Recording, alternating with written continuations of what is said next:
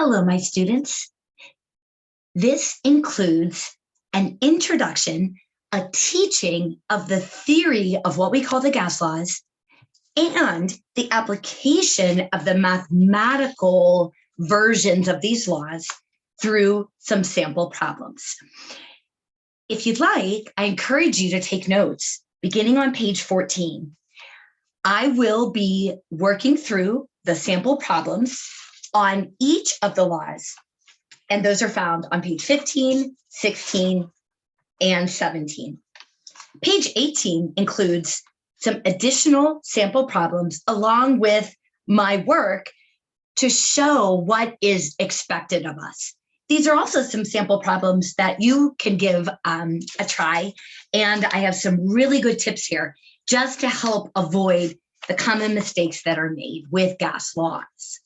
All right, so first, remember that laws tell what? They don't explain why. So we'll just address the surface understanding, but also, of course, explain the theory of what these laws convey. So first, it doesn't quite show on the camera, but I have a balloon here. If we have a trapped sample of gas, what can we measure about the gas? And think of our equipment that we have it in our classroom. Well, we can measure temperature. We could measure volume. And we will learn we can measure pressure. Now, mass will be left for another chapter, but we could have measured the mass of the non-filled balloon, filled it, measured the mass after, and the difference would be the mass of the gas. These are the measurable quantities, and they are interrelated. If I change the temperature of a gas, it potentially will change the volume, also the pressure.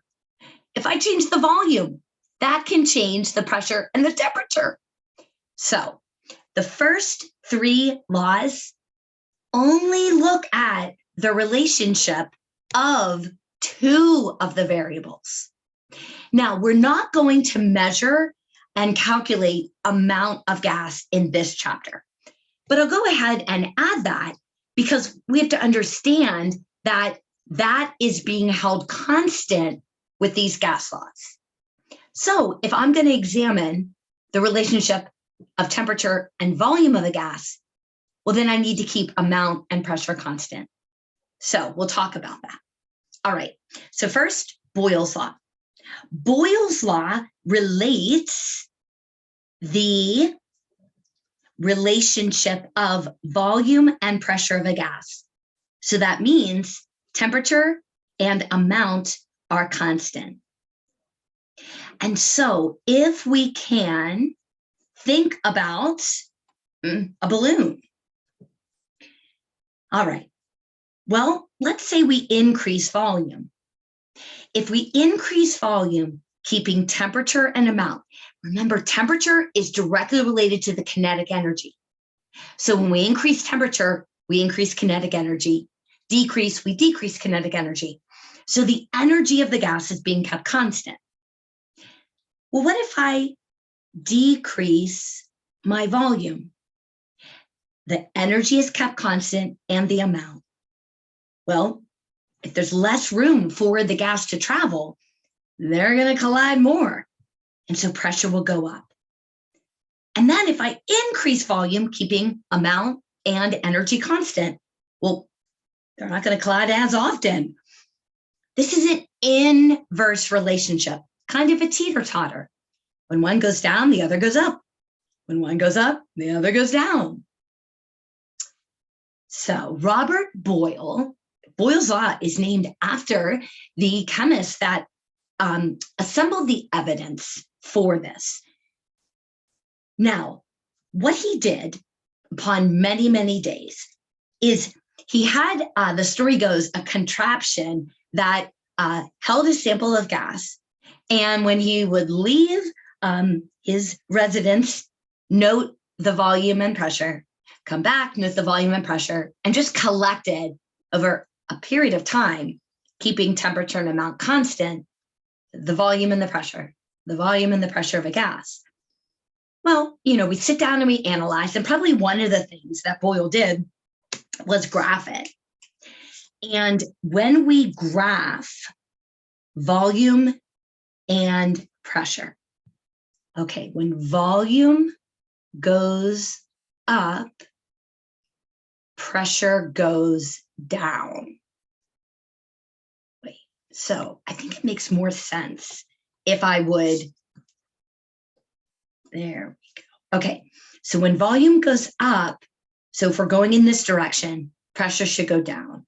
So I think if I would graph it this way, this just conveys a little bit clearer what the relationship is. Well, if we would graph this, now I learned that we would call this an inverse relationship, but I believe we would say exponential with negative decay. What Boyle did was, of course, over a long period of time, would measure, let's just say, we call this data point 1, and it has a certain pressure and a certain volume. And let's call this data point 2, certain pressure and a certain volume. Well, again, in analyzing the data, he may have taken the pressure at point 1 times the volume at point 1 and just saw what was calculated.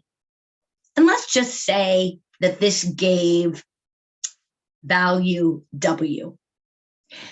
Well, he tried the pressure at point 2 times the volume at point 2. And guess what? It equaled the same value. He did that with a series of points. And when he multiplied the pressure and volume, he got the same value. And you know that if we can solve different expressions for the same quantity, we can set them equal to each other. So from that, we get mathematically what is Boyle's law. P1 V1 equals P2 V2.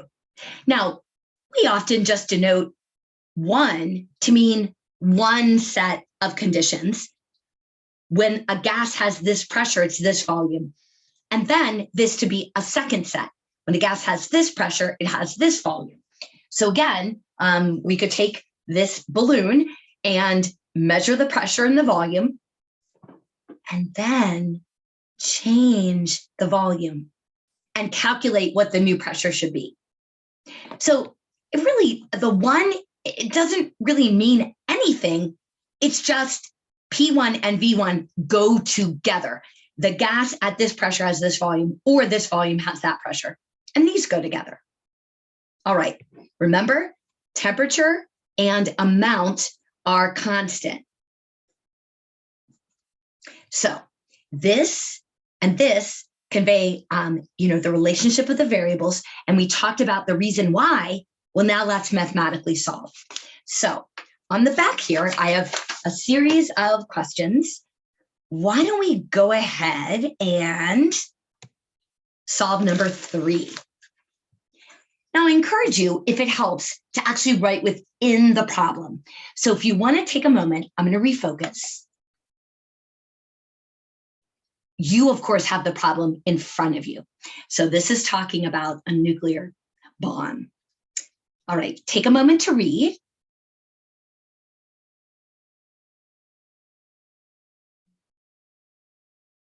All right, now it's up to you, absolutely up to you.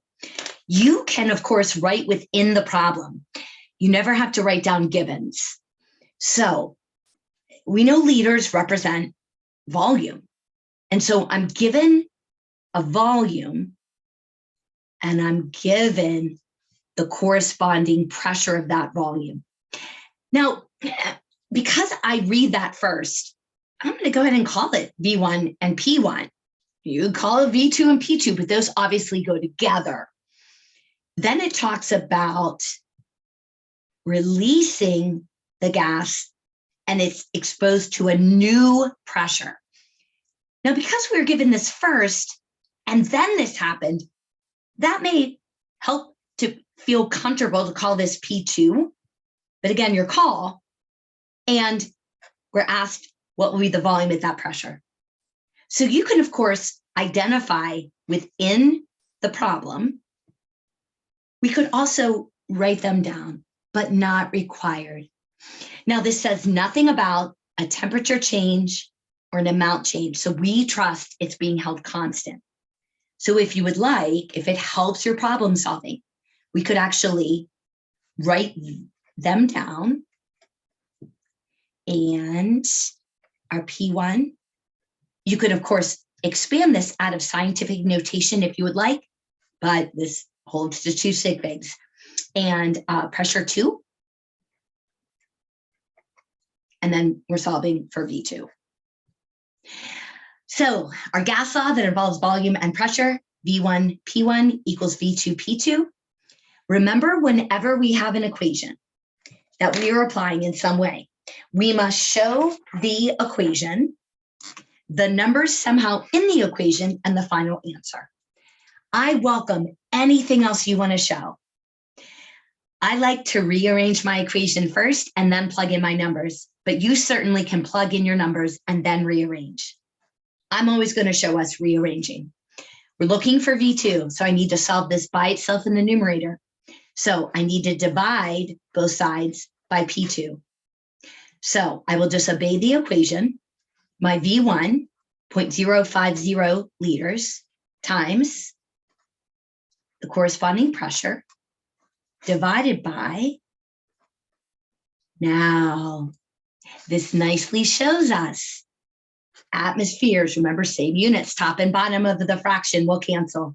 And I'm solving for liters, which is what I'm looking for.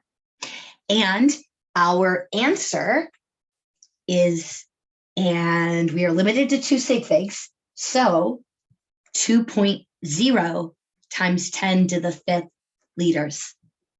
We would have to put it in scientific notation, wouldn't we? Because 200,000 liters, there's no way to write this to represent 2 significant figures. Now, I encourage you, when you're applying gas laws, to check, is it reasonable that we get that answer? Well, we changed pressure. We changed pressure from, oh my gosh, very, very high pressure to very low, ridiculously low compared to what we started with. So when we decrease pressure by a lot, we would expect volume to go up a lot. And we're going from 0.05 liters to 200,000. Oh, that seems reasonable. All right, that's our answer. It would be worth definitely also looking at number 2. Okay, we'll go a bit faster with this. So reading, I see a volume. It's the first volume I see. I'm going to call it V1. At standard temperature and pressure. Remember what that is. So these are common conditions for gases. In fact, we are permitted to abbreviate it STP. Remember, standard temperature and standard pressure, STP conditions, are 0 degrees Celsius and 1 atmosphere. Now, remember, you can use other conventions of pressure. So we could also use, and you'll be given these relationships. We don't have to memorize it. Remember, 1 atmosphere is equal to 760 millimeters of mercury, which is also 760 torr, which is also 101.325 kPa. All right. So it may be up to us to choose what unit we'd like to be in.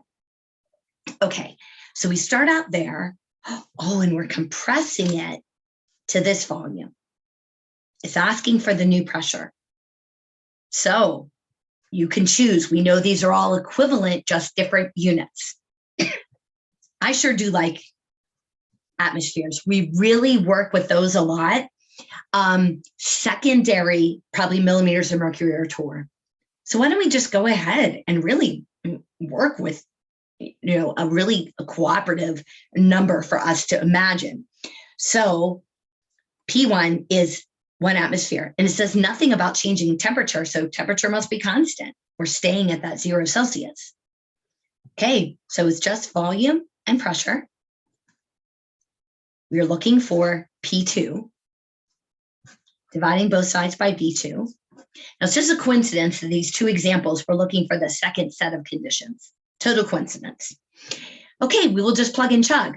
So my first volume is 1 liter at 1 atmosphere, and then I'm dividing it by, but wait, milliliters. If I divide by milliliters, liters and milliliters do not cancel. So I need to convert one of them.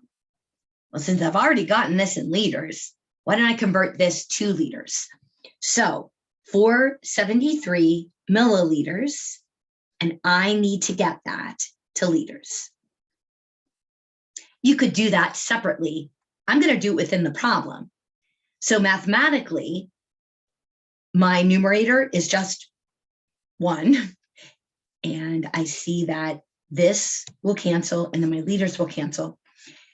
I'll divide this by 1,000, which then delivers 0.4730 liters. And then I'll do my math. And our answer, 2.11 atmospheres. Whenever we are citing standard conditions, we're pulling it from our memory. These will not limit our sig figs. We're pulling it from memory. So we need to write or just know they won't limit the sig figs. We're limited by our givens. So this has 3, this has 4, so I'm limited to 3. We decreased the volume, so our pressure should have gone up, and it did. All right, that is Boyle's law. Okay, next, Charles' law. So Charles' law is the relationship of volume and temperature. And so we know that if we're studying just volume and temperature, then pressure and the amount of gas must be constant.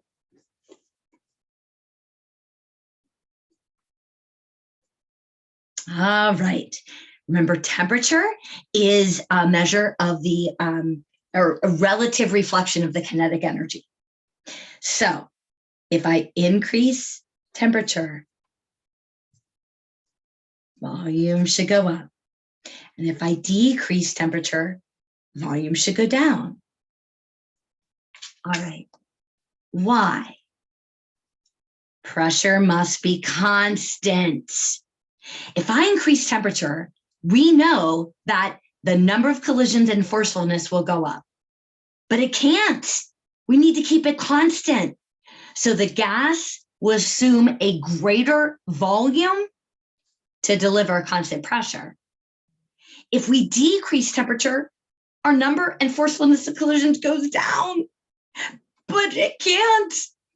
To keep pressure constant, volume decreases to deliver the same overall number of collisions that would deliver the same pressure as to prior the decrease in temperature.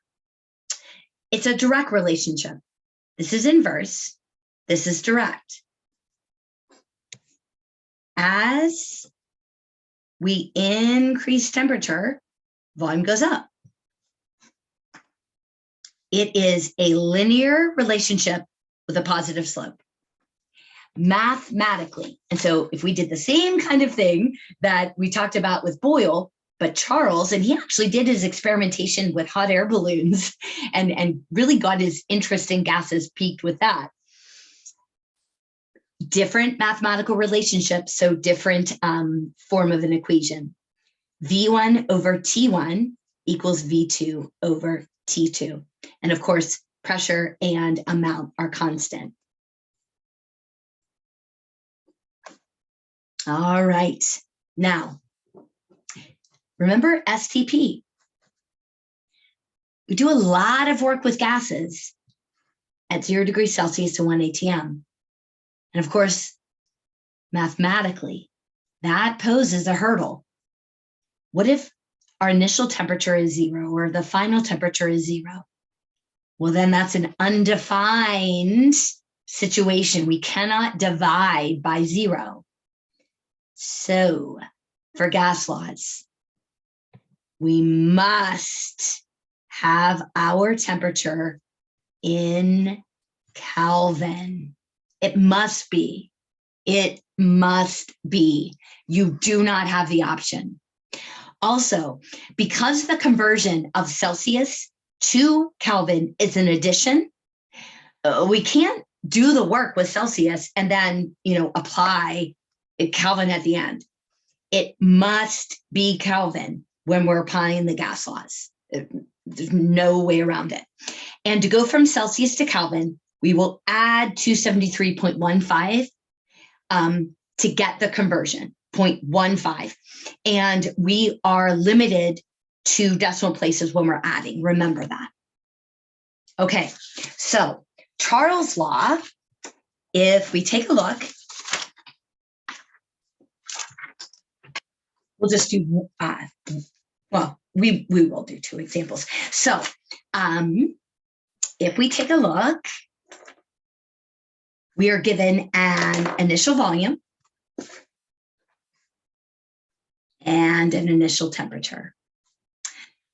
I know it's a bummer that our volume is given in Celsius and we have to convert to Kelvin for the gas laws, but that's what our thermometers read and our temperature probes. So it's just the way that our equipment is. And then we heat it. So we can already predict we're increasing temperature. So volume should go up. All right, you're looking for the new volume.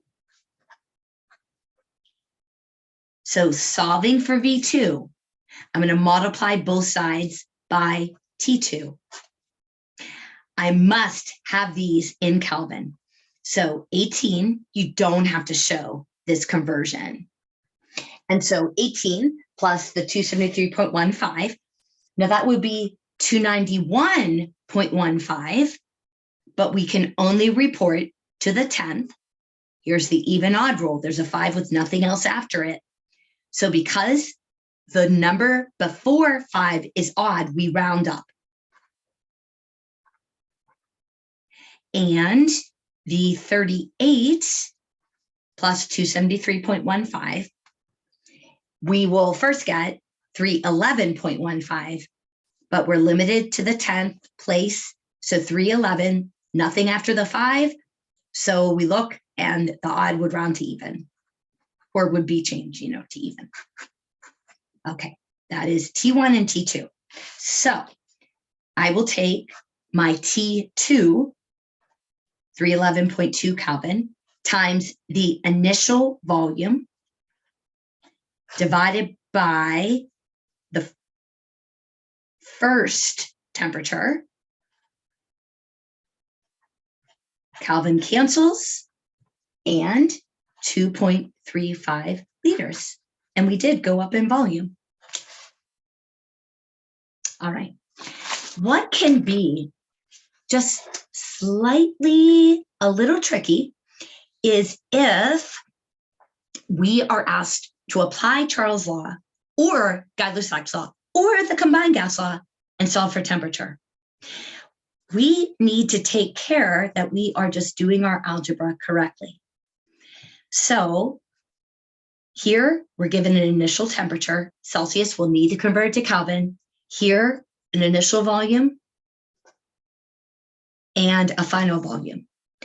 So we're increasing volume, we know temperature should go up.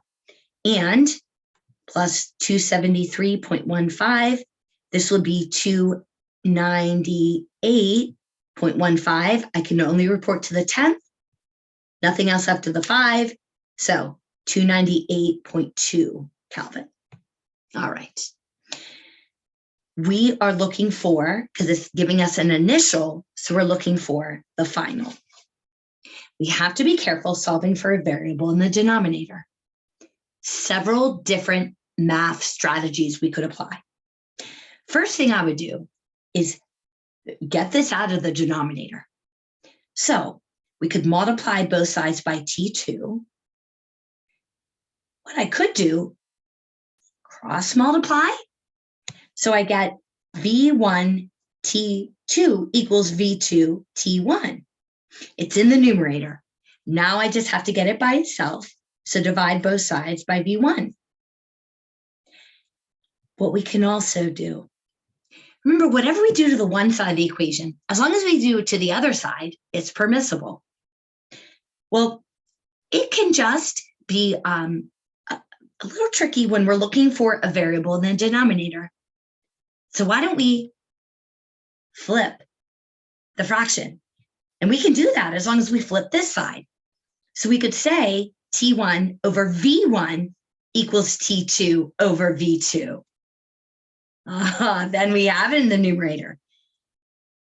I'm sorry, we're looking for T2. Wait, yeah, T2, but it's in the numerator. So then all we would do is multiply both sides by V2 and then insert our values. So V2 is 400 liters times the initial temperature divided by our initial and 4 sig figs. You are applying the Kelvin temperature. So even though the initial had 3, you're actually implementing a value that has 4. So we would, decide the limit of sig figs of the temperature by what we're actually using, which is Kelvin, which is 4 here. And so we get the answer of 51,860 Kelvin. Now, we were just asked to find the temperature. It didn't say the temperature in Kelvin, the temperature in Celsius, so we're fine to leave it in Kelvin. Now, if it said to what temperature in Celsius, then we need to subtract 273.15 to get the Celsius value. So there we go. All right.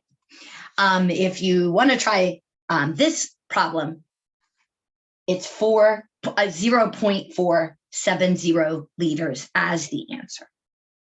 Okie dokie. Guy-Lussac. Guy-Lussac's law looks at the relationship of pressure and temperature. Pressure and temperature.